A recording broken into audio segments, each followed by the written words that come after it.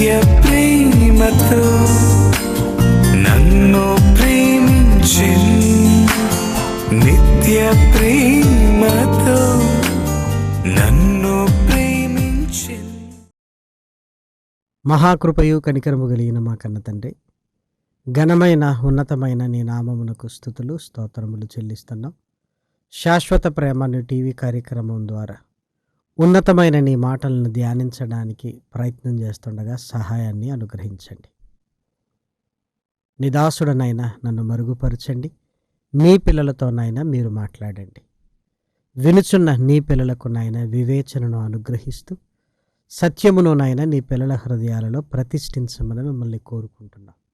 ఈ టీవీ కార్యక్రమము నీకు మహిమకరంగా మా అందరికీ దీవెనకరంగా జరిగించమని మిమ్మల్ని కోరుకుంటూ క్రీస్తు నామం నీ ప్రార్థన అడిగి వేడుకొంచున్నాము తండ్రి, ఆమేన్. ప్రేమన దేవుని వారలారా, దేవుని అపారమైన ప్రేమను బట్టి, ఆయన ఉన్నతమైన కృపను బట్టి పరలోకమందున్న కన్న తండ్రిని స్తుతిస్తూ క్రీస్తు పేర కృతజ్ఞతాస్తుతులు చెల్లించుచున్నాను. దేవుని పిల్లలైన మీ అందరికీ కూడా క్రీస్తు పేర శుభములు వందనములు తెలియజేస్తూ ఈరోజు కూడా పరిశుద్ధ లేఖనాలలో ఉంటున్న శక్తి కలిగిన దేవుని మాటలను మనం అందరము కలిసి ధ్యానిద్దాం. దయచేసి పరిశుద్ధ గ్రంథాన్ని మీ చేతుల్లోనికి తీసుకొనవలసిందిగా ప్రభు ప్రేమను బట్టి మిమ్మల్ని కోరుకుంటున్నాను. దేవునికి ఇవ్వటాన్ని గురించి సమాజంలో భిన్నాభిప్రాయాలను మనం చూస్తుంటాం.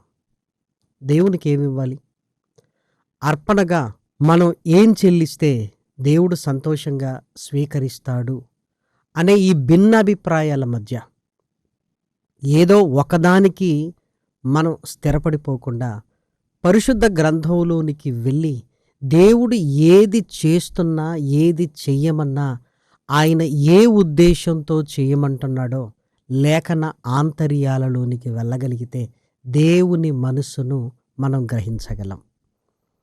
కాబట్టి పరిశుద్ధ గ్రంథంలో ఎక్కడో ఒక దగ్గర వ్రాయబడిన ఒక మాటను బట్టి కాకుండా పరిశుద్ధ గ్రంథంలో వ్రాయబడిన సందర్భాలను, సన్నివేశాలను, కలుగుతున్న మార్పులను, పరిస్థితులను, నిబంధనలను, కాలాలను పరిగణలోనికి తీసుకొని ఆలోచించగలిగితే పరిపూర్ణమైన దేవుని ఉద్దేశాన్ని మనం గ్రహించగలం ప్రేమన వారలారా. కాబట్టి దయచేసి పరిశుద్ధ గ్రంథంలోనికి వెళ్ళి మనం చూడగలిగితే ఆదికాండము 4వ అధ్యాయము 3-4 వచనాలు. కొంతకాలమైన తర్వాత కయ్యూను పొలము పంటలో కొంత యెహోవాకు అర్పణగా తెచ్చెను. హేబేలు కూడా తన మందలో తొలుచూలు పుట్టిన వాటిలో క్రొవ్విన వాటిని కొన్ని తెచ్చెను. ప్రారంభంలో కయ్యీను హేబేలులు వారి చేస్తున్న వృత్తిని బట్టి, పనిని బట్టి అర్పణను తీసుకొని వచ్చారు. పొలము పంటలో కొంత కయ్యీని తీసుకుని వచ్చాడు. హేబేలు తన మందలో క్రొవ్విన వాటిని తీసుకుని వచ్చాడు. ఇది అర్పణ ప్రారంభంలో మనకు కనపడుతుంది. వారు ఏ పనులైతే చేస్తున్నారో అందులో నుంచి దేవునికి ఇవ్వాలన్న ఆలోచన కలిగి తీసుకొని వచ్చారు. అలానే దయచేసి మీరు ఆలోచించండి. పంట దేవుడు ఏం చేసుకోగలడు? లేదు అంటే క్రొవ్విన వాటిని దేవుడు ఏం చేసుకుంటాడు? అలాని దేవుడు స్వీకరిస్తున్నాడు అంటే అర్థం ఏంటంటే అర్పణలో ఒక పరిపూర్ణమైన స్థితిలోనికి తీసుకుని వెళ్ళడానికి మన పిల్లలకి ఎలా అక్షరాలు నేర్పించి మనం అనుకున్న లక్ష్యం వైపుకు తీసుకుని వెళతామో దేవుడు కూడా అదే చేస్తున్నాడు అని మనం గ్రహించాలి. ఇక్కడే ఆగిపోయి దేవునికి ఇదే ఇష్టము అని ఈ మాటను బట్టి నిర్ధారించడానికి వీలు లేదు. క్రీస్తు రాకపూర్వం ప్రారంభంలో జరిగింది ఇది. ఆ తర్వాత కాలాలలో అర్పణ విషయాలలో జరిగిన మార్పులు చేర్పులను చూడగలిగితే ప్రేమన దేవుని పిల్లలారా, మరలా అర్పణ దగ్గరికి రాగానే దేవుడు సమయాన్ని కూడా కోరుకుంటున్నాడు అని మనకు అర్థమవుతుంది. ప్రారంభంలో వారి పనిని బట్టి తీసుకొని వచ్చారు. తరువాత మన కష్టాన్ని బట్టి దేవునికి మనం ఇవ్వటానికి ఇష్టపడుతుంటాం. పరిశుద్ధ గ్రంథంలో వ్రాయబడిన చక్కటి లేఖనాన్ని చూడగలిగితే ఆదికాండంలో వ్రాయబడిన మాటలో కూడా యాకోబు గారు 10వ వంతు ఇవ్వటానికి ముందుకు వస్తున్నట్లుగా మనకు కనబడుతుంది. దయచేసి మీరు చూడండి. ఆదికాండము 28వ అధ్యాయము 22వ వచనం. మరియు స్తంభముగా నేను నిలిపిన ఈ రాయి దేవుని మందిరమగును, మరియు నీవు నాకిచ్చు యావత్తులో 10వ వంతు నిశ్చయముగా నీకు చెల్లించెదనని మ్రొక్కుకొనెను. 10వ వంతు చెల్లించటం అంటే కష్టాన్ని ధనపు రూపంలో సంపాదించిన తన కష్టార్జితంలో 10వ వంతు ఇస్తాను అన్నాడు. ప్రారంభంలో వారి పనిని బట్టి ఇచ్చారు. తర్వాత వారు కష్టపడి సంపాదించిన దానిని బట్టి 10వ వంతు ఇవ్వటానికి ముందుకు వచ్చారు. ఇంకా లేఖనాలలోనికి వెళ్ళి మనం చూడగలిగితే కొరింథీయులకు రాసిన 2వ పత్రిక 8వ అధ్యాయం 3వ వచనం. ఈ కృప విషయంలోనూ పరిశుద్ధుల కొరకైన పరిచర్యలో పాలు పొందు విషయములోనైనను మనపూర్వకంగా మిమ్మల్ని వేడుకొనుచు, వారు తమ సామర్థ్యము కొలదియేగాక సామర్థ్యము కంటే ఎక్కువగా తమంతట తామే ఇచ్చిరని మీకు సాక్ష్యమిచ్చుచున్నాను. సామర్థ్యాన్ని బట్టి సామర్థ్యము కంటే ఎక్కువగా ఇచ్చారు. 10వ వంతు కంటే ఎక్కువ అని మనం అర్థం చేసుకోగలం. సామర్థ్యము కంటే ఎక్కువ. అలాని దేవునికి అర్పణగా మనం ఇవ్వవలసింది మన కష్టార్జితము ఇంత అంత కాదు, మనపూర్వకంగా అవసరమైతే సామర్థ్యము కంటే ఎక్కువ. అలాని దేవునికి అర్పణగా ఇవి మాత్రమేనా ఆలోచించగలిగితే, మరొక మాటను లేఖనాలలోనికి వెళ్ళి మనం చూడగలిగితే దేవుడు మన సమయాన్ని కోరుతున్నట్లుగా కూడా మనకు కనపడుతుంది. పాత నిబంధన గ్రంథంలో విశ్రాంతి దినమును పరిశుద్ధముగా ఆచరించుటకు జ్ఞాపకమందుంచుకోవాలి అన్నాడు. ఒక దినాన్ని నాతో గడపాలి అని దేవుడు ఆజ్ఞ ఇచ్చాడు అంటే మన నుంచి సమయాన్ని కూడా ఆయన కోరుకుంటున్నట్టుగా అది ఖచ్చితంగా మనం ఇవ్వాలి అని ఆజ్ఞగా వ్రాయబడింది. ప్రియమైన దేవుని పిల్లలారా, క్రొత్త నిబంధనలో కూడా ఎఫెసీలకు రాసిన పత్రిక 5వ అధ్యాయము 15వ వచనంలో కూడా స్పష్టంగా వ్రాయబడింది. దినములు చెడ్డవి గనక మీరు సమయమును పోనీయక సద్వినియోగము చేసుకొనుచు. సద్వినియోగము ఎలా చేసుకోవాలి అంటే కాలాన్ని వ్యర్థం చేసుకోకుండా దేవుని కొరకు సమయాన్ని ఇవ్వటం. దావీదు గారు లేఖన ధ్యానానికి సమయాన్ని ఇచ్చాడు. అంతేకాదు మందిరపు ఆవరణములో గడపడానికి ఇష్టపడ్డాడు. ఆయన సన్నిధిలో ఉండటానికి ఇష్టపడ్డాడు. అంటే మన సమయాన్ని దేవునికి మనం కేటాయిస్తున్నామంటే అర్పణగా మన కాలాన్ని దేవునికి మనం ఇచ్చినట్లే కదా.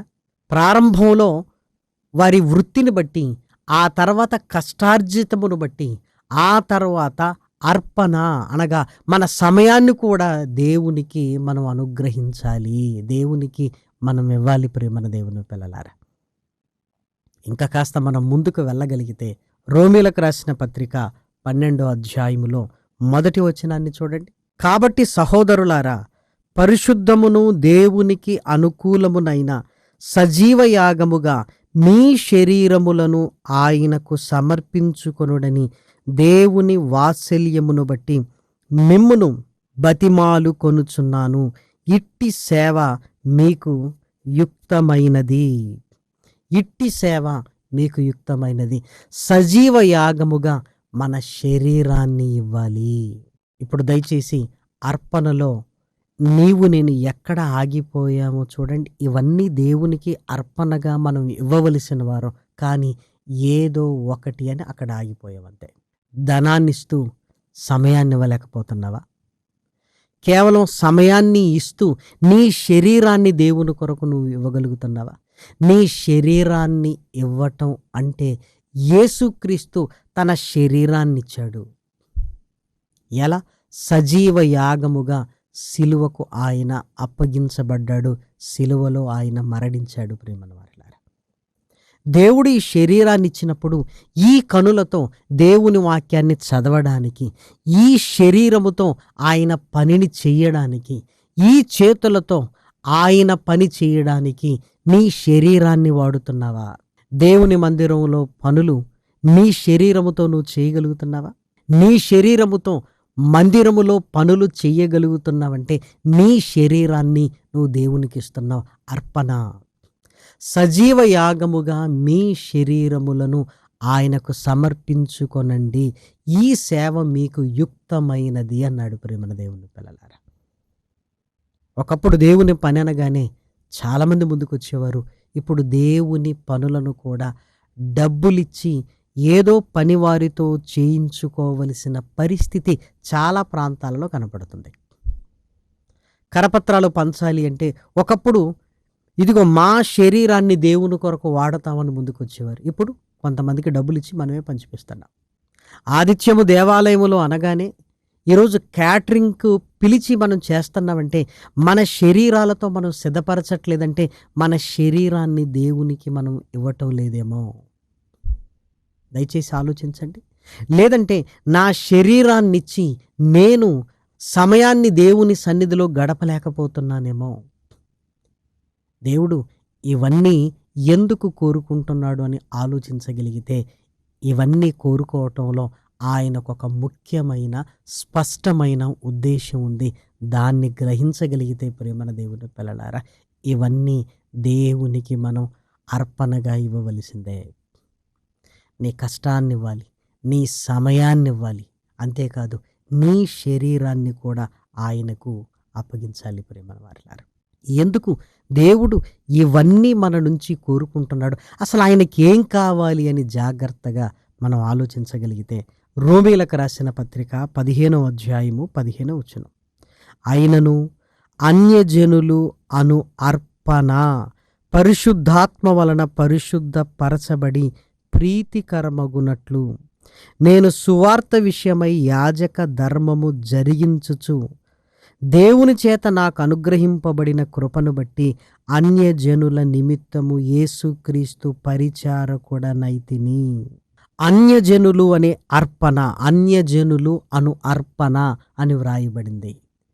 ఇక్కడికి రాగానే అన్యజనులు అని అర్పణ అంటున్నాడంటే అన్యజనులు రక్షణ పొంది నా దగ్గరికి తీసుకొని రావటమే నాకు నిజమైన అర్పణ అంటున్నాడు ప్రేమన వారిలారా. ఇప్పుడు జాగ్రత్తగా మీరు ఆలోచించండి. దేవునికి మనం ధనాన్ని ఇస్తున్నప్పుడు ఆయన ఏం చేసుకుంటాడు? దేవునికి మనలాంటి అవసరాలు ఏమైనా ఉన్నవా? దేవునికి మనలాంటి శరీరం ఉందా? లేదు. మరి ఆ ధనాన్ని దేని కొరకు వాడతాం మనం? సువార్త ప్రకటన కొరకు. తద్వారా ఏం జరుగుతుంది? అన్యజనులు దేవునిలోనికి వస్తారు. మీరు బాగా ఆలోచించండి. మనం సమయాన్ని దేవునికి ఇస్తాం. ఎందుకు? నేర్చుకోవడానికి, బలపడటానికి. తద్వారా ఆయనకు ఉపయోగం ఏంటి?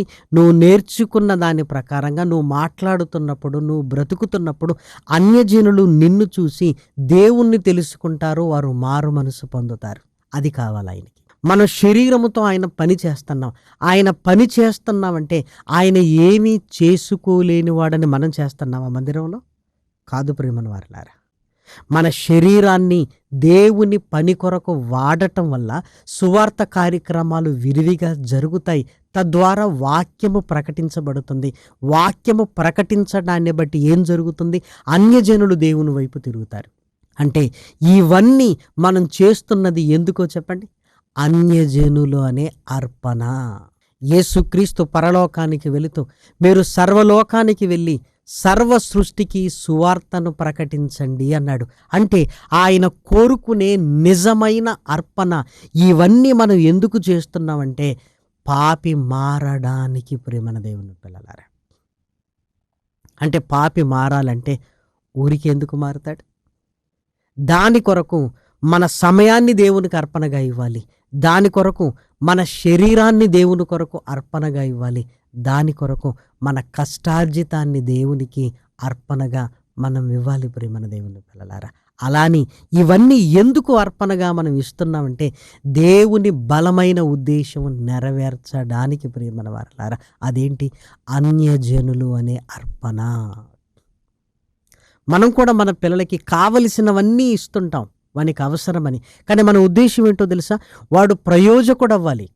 ఇవన్నీ వాడికి ఎందుకు ఇస్తున్నామంటే ప్రయోజకుడు అవ్వాలి. దేవునికి కూడా ఇవన్నీ అర్పణగా మనం ఎందుకు ఇస్తున్నామంటే ఇవన్నీ జరిగితే పాపి మారుతాడు గనుక.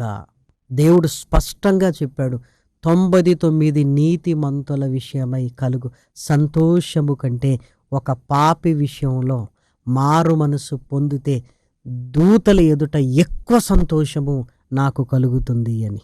అందుకే సువార్త ప్రకటన గురించి వ్రాయబడిన ప్రతి మాటను ఆలోచించగలిగితే ఇది ముఖ్యమైనది అని మనం గ్రహించగలుగుతాం. ప్రేమన వారలారా, ప్రభు వాక్యము శీఘ్రముగా వ్యాపించాలి అని పౌలు గారు కోరుకుంటున్నాడు. ఎందుకో అన్యజనులు మారాలి.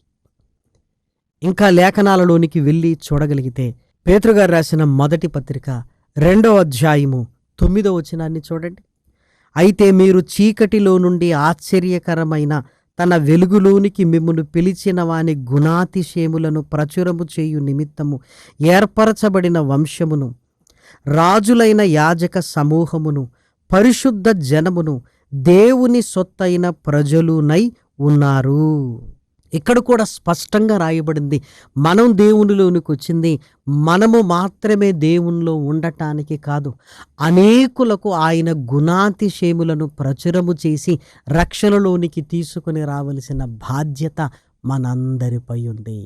ఒక ఇంట్లో తండ్రికున్న బాధ్యత తండ్రి తర్వాత పెద్ద కుమారుడిపై ఎలా ఉందో, పిల్లలందరి మీదికి ఎలా వస్తుందో, దేవుడు తండ్రి అయితే ఆయన బాధ్యత మన మీదికి కూడా వచ్చింది. ప్రేమన వారలారా, మన నుంచి అదే ఆయన కోరుకుంటున్నాడు. ఆయనకేదో డబ్బులు అవసరమని కాదు, ఆయన తన పని ఏదో తాను చేసుకోలేడని మన శరీరాన్ని ఏమి అడగటం లేదు. ప్రేమన వారలారా, లేదు అంటే మన సమయాన్ని ఏదో దొంగిలించాలని ఆయన అడగటం లేదు. ప్రేమన వారలారా, ఇవన్నీ అర్పణగా నువ్వు ఇవ్వగలిగితే అన్యజనులు అనే అర్పణ అంటే పాపి మారుతాడు. పాపి మారటం అనేది దేవునికి ముఖ్యమైనది. దేవునికి ముఖ్యమైనది అది కావాలి. అలాని ఏదైనాలో నుంచి ఇప్పటి వరకు పాపిని మార్చడానికి దేవుడు ఎన్ని ప్రణాళికలు వేశాడు. తన వాక్కులను ప్రవక్తల ద్వారా వినిపించాడు. ఆ పాపములో నుంచి మనల్ని బయటికి తీసుకుని రావటానికి అవసరమైనప్పుడల్లా దేవదూతలను పంపించాడు. చివరికి తన కుమారుడైన యేసు క్రీస్తుని ఈ భూమి మీదికి పంపించాడు. ప్రేమన వారలారా, ఆయన తండ్రికి ఇచ్చిన అర్పణ ఏంటో తెలుసా? సజీవ యాగముగా తన శరీరాన్ని, తన ప్రాణాన్ని ఇచ్చాడు. ఎందుకొరకు? పాపిని మార్చడానికి, అనేకుల రక్షణలోనికి రావటానికి. ఆయనిచ్చిన తన ప్రాణం అనే అర్పణ వల్లే కదా ఈరోజు మనం అందరము దేవునిలోనికి వచ్చింది. తద్వారా దేవునికి సంతోషాన్ని కలిగించాడు ఆయన. కాబట్టి ప్రియమైన దేవుని పిల్లలారా, ఎప్పుడు దేవుడు అనగానే మన అవసరాల కొరకు ఆయన ఉన్నాడు అని, ఆయన మన మీద పెట్టిన బాధ్యతలను మరిచిపోయి బ్రతకడానికి వీలు లేదు. ఎదిగిన కొడుకు తండ్రి గురించి ఆలోచించాలి, ఎదిగిన పిల్లలు తల్లి గురించి ఆలోచించాలని మనమే చెబుతున్నావు కదా. మరి రక్షణలో నీకు వచ్చిన తర్వాత నువ్వు ఎదిగి ఆ బాధ్యతను నువ్వు పంచుకోగలుగుతున్నావా? ఆ బాధ్యతను నువ్వు పంచుకోగలుగుతున్నావా? దయచేసి మీరు ఆలోచించండి. అన్యజనులు అనే అర్పణ దేవునికి ప్రీతికరమైనది. పౌలు గారు కూడా రక్షణలోనికి వచ్చిన తర్వాత గ్రహించాడు, నేను నిజముగా దేవునికి ఇచ్చే అర్పణ నా కష్టార్జితమే కాదు, నా సమయాన్నే కాదు, నా శరీరాన్నే కాదు, ఇవన్నీ పణంగా పెట్టి అన్యజనులు అనే అర్పణను నేను ఆయనకు ఇవ్వాలి అని పౌలు గారు సువార్త దండయాత్రలో మనకు తెలుసు అనేక ప్రాంతాలలోనికి వెళ్ళి దేవుని పిల్లలను దేవుని వైపుకు ఆయన త్రిప్పాడు. ప్రేమన దేవుని పిల్లలారా, కాబట్టి దయచేసి ఆలోచించండి. నువ్వు ఉన్న ప్రాంతంలో కనీసం దేవాలయానికి ఎవరినైనా నడిపిస్తున్నావా? జరుగుతున్న సభలకు ఎవరినైనా నువ్వు తీసుకుని వెళుతున్నావా? సభలు జరుగుతున్నప్పుడు నీ సమయాన్నిచ్చి దేవుని వాక్యాన్ని నువ్వు నేర్చుకుంటున్నావా? ఎవరైనా మీరు నమ్మిన దేవుని గురించి చెప్పండి అంటే మనం చెప్పగలుగుతున్నావా? ఒకవేళ చెప్పలేకపోతున్నామంటే నువ్వు నేర్చుకోవటం లేదు. ఎందుకు నేర్చుకోవటం లేదంటే సమయాన్ని ఇవ్వటం లేదు ప్రేమన దేవుని పిల్లలారా. కాబట్టి దయచేసి మీరు ఆలోచించండి. అన్యజనులు అనే అర్పణ దేవునికి మనం ఇవ్వాలి అంటే ఇదిగో దేవునికి అర్పణగా ఇవన్నీ జరుగుతున్నప్పుడు తద్వారా పాపి మారు మనసు పొంది దేవుని వైపుకు తిరుగుతాడు. ప్రేమన దేవుని పిల్లలారా, లేఖనాల ఆంతర్యంలోనికి వెళుతుంటే దేవుడి కనబడుతున్నవి అర్పణగా ఎందుకు చేయమంటున్నాడంటే ఇదిగో పాపి మారటం ఆయనకు నిజమైన అర్పణ. పాపి మారటమే దేవునికి కావాలి ప్రేమన వారలారా. అందుకే చిన్న కుమారుడు వచ్చినప్పుడు తండ్రి ఎంత సంతోషించాడు. తప్పిపోయిన గొర్రె దొరికినప్పుడు, పోగొట్టుకున్న నాణము దొరికినప్పుడు ఎంత సంతోషించారు. ఇవన్నీ మనకెందుకు చెబుతున్నాడంటే, నాకు కావలసింది ఇది, నాకు కావలసింది ఇది అని దేవుడు క్రొత్త నిబంధనలో స్పష్టముగా రాయించాడు. అది యేసుక్రీస్తున స్వరక్షకునిగా అంగీకరించిన నీకు నాకు తెలియాలి. ఒకనాడు మన మారు మనసు పొంది మన హృదయాన్ని ఆయనకిచ్చినప్పుడు నిన్ను బట్టి ఎంతో సంతోషపడ్డాడని గ్రహించిన నీవే మరలా ఇంకొకరిని దేవుడు కొరకు నేను నిలబెట్టాలి, దేవుని దగ్గరికి తీసుకొని రావాలి అని నువ్వెందుకు ఆలోచించటం లేదు? ఒకరోజు నిన్ను ఒకరు దేవునికి దగ్గరికి నడిపించారు, మరి నువ్వు ఎవరిని దేవుని దగ్గరికి నడిపించగలుగుతున్నావు? ఆధునిక టెక్నాలజీ వచ్చిన తర్వాత మనిషి ఏమనుకుంటున్నాడు అంటే, నేను ఏం చేయకపోయినా సువార్త వెళుతుందిలే అనుకుంటుంటాడు. కానీ నీ శరీరాన్ని, నీ ధనాన్ని, నీ సమయాన్ని దేవునికి ఇవ్వాలి. అప్పుడు అన్యజనులనే అర్పణ దేవునికి ప్రీతికరమైనది, ఇదిగో ఆయన చెంతకు చేరుతుంది. ప్రేమన దేవుని పిల్లలారా, దయచేసి ఆలోచించండి. ఈ అంత్య దినాలలో యేసుక్రీస్తు కార్యములను మనం చూడాలి. మనకున్న కార్యాలు బోలెడన్నున్నాయి ప్రేమన వారలారా, కానీ అవి దేవునికి ఇష్టమైనవా? మనకు అవసరమైనవి కానీ దేవునికి ఇష్టమైనవి యేసుక్రీస్తు కార్యములను మనం చూడాలి. ఆయన కుమారుడయ్యుండి ఎంత విధేయత కలిగాడు అన్నాడు. మనం పిల్లలైనప్పుడు ఆయన విధేయత కలిగి ఉంటే, ఆయన సింహాసనాన్ని వదులుకొని మన కొరకు వచ్చాడు అని గ్రహించగలిగితే, కొన్నిసార్లు మన పనులను కూడా మనం వదులుకొని దేవుని కార్యక్రమాల కొరకు మనం వెచ్చించాలి. ప్రేమన దేవుని పిల్లలారా, దేవుడు పని దేవుడు చేసుకుంటాడులే అనుకుంటే ఎలా? చాలామందికి అదే, దేవుడు తన పనులు తాను చేసుకుంటాడులేండి అంటారు. అలాగైతే మరి నిన్నెందుకు ఈ భూమి మీదకి తీసుకొని వచ్చాడు? ఒక్కసారి మీరు ఆలోచించండి. నీ ద్వారా చేయించుకోవాలనుకుంటున్నాడు, ఆయన చేయించుకోగలడు. కానీ నీ ద్వారా చేయించుకోవాలనుకుంటున్నాడంటే నీకు ఎంత ఆధిక్యతనిస్తున్నాడో ఒక్కసారి గ్రహించండి ప్రేమన దేవుని పిల్లలారా. ఏమండి, లోకానికి ఎంత సమయాన్ని ఇస్తున్నాం, టీవీలకు, మొబైల్స్కి ఎంత సమయాన్ని ఇస్తున్నాం, మరి దేవుని కొరకు నీ అవసరాల కొరకు ఎంత ధనాన్ని ఖర్చు పెట్టుకుంటున్నావు? అవసరానికి మించి ఇంట్లో వస్తువులు ఉన్నాయి, అవసరానికి మించి బట్టలు ఉన్నాయి, అవసరానికి మించి ఆహార పదార్థాలు ఉన్నాయి, మన అవసరానికి మించి దాచుకున్నాం. మరి పాపి రక్షణ కొరకు ఏం ఆలోచిస్తున్నావు? నీ శరీరాన్ని దేవుని కొరకు వాడుతున్నావా? నీ కనులు వాక్యం చదివి అలసిపోయాయా? నీ చేతులు దేవుని పనిలో అలసిపోతున్నాయా? నీ హృదయము దేవుని గురించి ఆలోచిస్తూ, ఒక పాపినైనా ఆయన కొరకు నేను అర్పణగా ఇవ్వాలి అన్న ఆలోచన మనలోనికి రాకపోతే ప్రేమన దేవుని పిల్లలారా, క్రీస్తులోనికి వచ్చిన తర్వాత నేను మారాను అని కేవలం నీ గురించి ఆలోచిస్తే నీ బాధ్యతలను మర్చిపోతున్నావని దాని అర్థం ప్రేమన వారలారా. దేవుడు ఆశ్చర్యకరమైన వెలుగులోనికి మనల్ని పిలిచింది ఆయన గుణాతిశయములను ప్రచురము చేయు నిమిత్తము. శిష్యులకు చెప్పిన పని సువార్త ప్రకటించండి. అపోస్తులుడైన పౌలు గారికి అప్పగించిన పని అన్యజనులు అనే అర్పణను నాకివ్వమని ప్రేమన దేవుని పిల్లలారా. ఈరోజు అనేకులు దేవుడు తెలియక లోకపు పాపాలతో పీడింపబడుతున్నవారు ఎక్కడో కాదు, మన కనుల ముందు కనబడుతున్నారు. యవన సమాజం అనేకమైన వ్యసనాలకు బానిసలైపోతున్నారు. వారిని చూస్తున్నప్పుడు వారి కొరకు ఏదైనా చెయ్యాలి, దేవునిలోనికి వారిని తీసుకొని రావాలి అని ప్రభు కార్యములను గురించి మనం ఆలోచించాలి ప్రేమన వారలారా. ఎప్పుడైతే ఆ ఆలోచనలు కలిగి ఉంటూ మన ధనాన్ని, మన సమయాన్ని, మన శరీరాన్ని దేవునికి అర్పించగలిగితే, ఇదిగో అన్యజనులు అనే అర్పణ ఆయనకు అందుతుంది ప్రేమన దేవుని పిల్లలారా. కాబట్టి లేఖన సత్యాలను గుర్తించి అనేకుల రక్షణార్థమై మనం పాటుపడవలసిన బాధ్యత ఉన్నది అని మనం ఎరుగవలెను. లేకపోతే జీవితకాలం శరవేగంగా వెళ్ళిపోతుంది. నేనేం చేశాను అని చనిపోయే ముందు ప్రశ్న వేసుకుంటే దేవుడు మనకు చేసినవి తప్ప మనమేమో దేవునికి చేశామని జ్ఞాపకాలలోనికి రాకపోతే అప్పుడు ఏదో చేద్దామని తాపత్రయపడిన కుదరదు ప్రేమన దేవుని పిల్లలారా.